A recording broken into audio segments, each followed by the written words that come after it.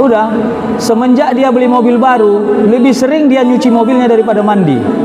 Bayangkan itu. Mohon maaf ya, ini kepada kita semua termasuk saya. Asal hujan pening kepala. Padahal yang kehujanan mobil, bukan awak yang kehujanan. Ya kan? Pokoknya selama beli mobil baru ini, macam kayak tukang dorsmir aja lah kerja dia di rumah. Pakai baju koyak yang di belakang tuh, pegang lap-lap.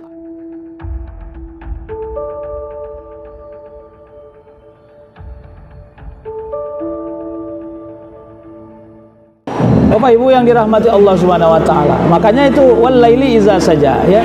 Ma wadda'aka rabbuka wa ma qala. Kalau dilihat nanti asbabun nuzul ayat yang ini, jadi orang Makkah itu karena ayat ini Makkiyah, ayat yang diturunkan di Makkah. Orang Arab Makkah itu termasuk Abu Jahal dan Abu Lahab ngejek Muhammad, Nabi Muhammad. Ya Muhammad, udah dipecat kau jadi nabi ya. Udah dibenci sama Tuhanmu kau ya. Buktinya kau nggak kasih lagi kepada kami ayat-ayat yang turun. Barulah turun ayat ma wadda'aka rabbuka wa ma qala ya. Ya Muhammad, kami tidak pernah meninggalkanmu dan tidak pernah pula membencimu. Itu kira-kira. Jadi apa hubungannya kepada kita? Karena ayat itu diturunkan kepada Nabi Muhammad melalui Jibril, dan karena Muhammad itu Rasul itu harus menyampaikan ayat itu kepada kita. Maknanya kepada kita, wahai kita-kita ini semua yang merasa doanya tidak dikabulkan Allah padahal sudah sangat taat, jawabannya ma wadda'aka rabbuka wa ma qala.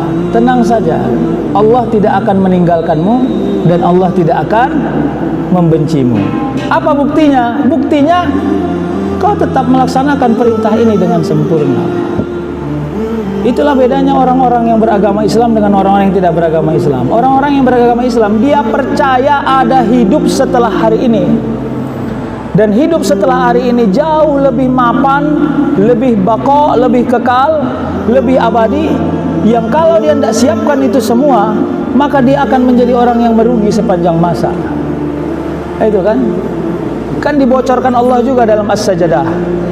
Ya, walau tara izil mujrimuna nakisu ru'usihim inda rabbihim rabbana absarna wa sami'na farji'na na'mal sholihan inna muqinun. Ayat 12 tuh, 12 sampai 13 ya.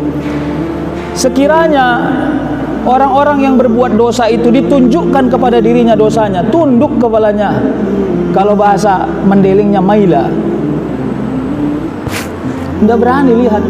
Kita dulu kalau buat salah pasti tunduk. Makanya kalau orang belajar psikologi, kalau kita tanya seseorang terus dia tunduk atau melihat matanya ke sana kemari, pasti dia punya salah itu. Nah, gitu. Tunduk kepalanya. Kenapa? Dia takut. Kenapa dia takut? Karena dia tidak mampu mengelola waktu yang Allah berikan kepada dirinya, padahal cukup ilmu, tapi tidak mampu menjadikan ilmu sebagai benteng menangkis semua kejahatan-kejahatan itu. Terus apa? Rabbana absarna wa sami'na. Ya Allah, ya Tuhan kami sudah melihat dan mendengar. Ternyata mempertanggungjawabkan semua perbuatan itu sulit. Maka mereka bilang, farji'na na'mal solihan. Maka ya Allah, kalaulah kau izinkan kami balik lagi ke dunia, karena mereka sudah mati. Na'mal solihan, maka kami akan beramal soleh. Jadi mereka itu cemburu sama kita yang masih hidup. Kenapa? Enaklah kalian masih hidup, kami udah mati gitu ya. Kalaulah kami boleh memberi nasihat kepada dirimu yang masih kencang berlari, cantik berpikir, enak makan, enak tidur, karena kau masih hidup, na'mal solihan, beramal solehlah kau, karena itu yang menguntungkanmu. Sejak alam di mana kau dikuburkan sempit kelihatan dari dunia, tapi bisa sangat lapang ketika kau beramal soleh. Sempit kelihatan dari dunia, tapi sangat sempit bila engkau mencelakai dirimu karena engkau tidak beramal soleh. Ada dua pilihannya. Jadi ini nasihat kepada kita semua, termasuk diri saya. Kemampuan mengelola ya. Salah satunya adalah niat, Pak. Jadi saya 2 minggu lalu beli sepeda online. Ini cerita betul ini, Bunda. Sepeda online. Anak saya baru sunat, jadi dia request sepeda. Belilah sepeda online. Datang sepeda itu Yang saya bayangkan sepeda itu datang utuh, rupanya tak utuh, Pak. Berpisah antara batang sama ban, di kotak pula dia. Hari Sabtu pula datang sepeda itu sore hari, makin peninglah kepada saya. Kenapa? Karena saya bukan ahli pasang-pasang sepeda, sementara tukang sepeda sudah tutup sasudena. Jadi bagaimana? Yang tahu anak begitu sepeda datang harus dipakai. Bucut lah, tahu bucut, merajuk. Nggak mau ya. Kalau gitu pulangkan aja sepeda ini, kalau tidak bisa dipakai. Untuk apa beli sepeda tidak bisa dipakai? Mau tak mau, kupeganglah tang, kupeganglah obeng. Kenapa? Menjadi montirlah sebentar. Pasang sejadi-jadinya, tengok catatannya, pasang balik, tengok catatannya. Keringat berulang-ulang, Pak. Dari ini mulailah saya berpikir, nggak ada gunanya dokter saya ini memasang sepeda pun tak pandai ya. Karena anak saya bilang gitu, tapi ayah dokter katanya. Makin pening kepala saya. Tapi ayah dokter katanya, gimana itu? Tahu, alhamdulillah setelah 3 jam melewati operasi memasang sepeda, terpasanglah sepeda. Ban di tempatnya, batang di tempatnya, stang di tempatnya, rem di tempatnya. Alhamdulillah. Percaya dirilah saya kan. Begitu dijalaninya sepeda itu, oleng, goyang ban. Waduh, gawat. Tahu apa yang mau saya katakan?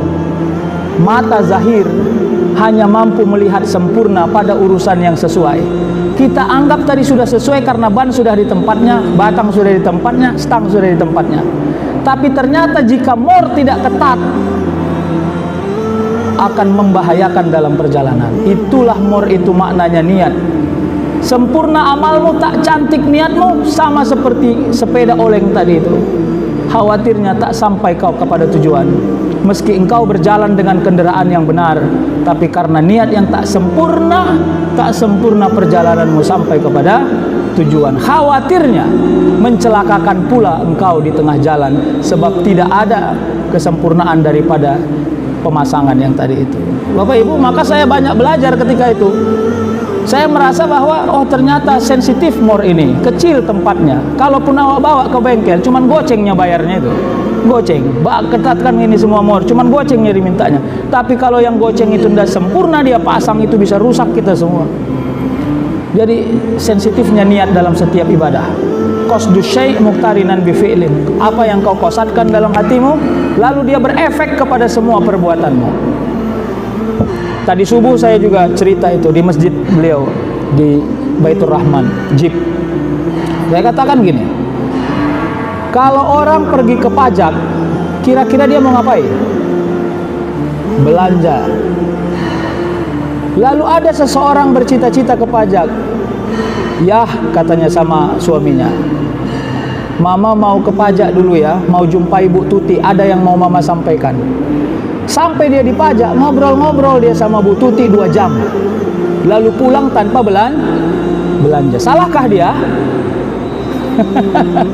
Karena dia hanya bisa menjumpai Bu Tuti di pajak, karena Bu Tuti itu kerjanya di pajak. Nah itulah kira-kira itu. Ketika kita mendatangi sholat, lalu niat kita tidak seimbang dengan sholat kita itu, ya seperti Bu Tuti tadi. Begitu dia pulang sampai rumah, ditanya sama anaknya, Mama dari mana? Dari pajak. Apa pertanyaan anaknya? Mana belanjaannya? Nah itu ya.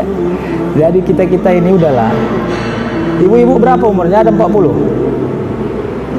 Belum ya? 38 ya? Berapa?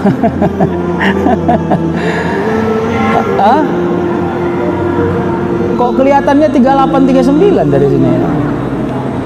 Amin, insya Allah mudah dan sehat ya. Ginilah, kalau sudah di atas 50 umur kita, ini saran saya ini, sudahi saja lah minta dunia yang banyak itu. Bisa nggak tuh kira-kira? Iya, udahlah, repot kali kita ngurus dunia ini. Udah, semenjak dia beli mobil baru, lebih sering dia nyuci mobilnya daripada mandi. Bayangkan itu. Mohon maaf ya, ini kepada kita semua termasuk saya. Asal hujan pening kepala. Padahal yang kehujanan mobil, bukan awak yang kehujanan. Iya kan? Pokoknya selama beli mobil baru ini, macam kayak tukang dorsmir aja lah kerja dia di rumah.